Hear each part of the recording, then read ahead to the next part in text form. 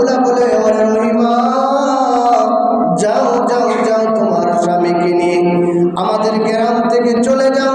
যদি তোমার স্বামী নিয়ে যদি এই গ্রামের মধ্যে থাকো তাহলে আমাদেরও কুষ্ঠ রোগ হতে পারে।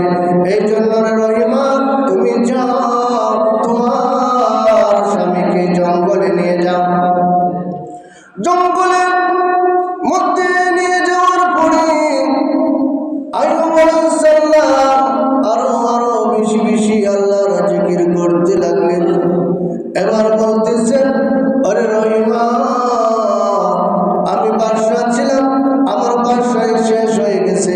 আমার 6টা সন্তান ছিল, 6টা সন্তানও চলে গিয়েছে। আমার 4জন স্ত্রীর মধ্য থেকে তুমি একা আছো, 3জন মারা গেছেন। আমার শরীরের মধ্যে কথা শুরু হয়ে গেছে। তুমি যাও যাও যাও, আমার কাছ থেকে চলে যাও, আমার কাছ থেকে চলে যাও। রহিমা বলতেছি, অগর স্বামী,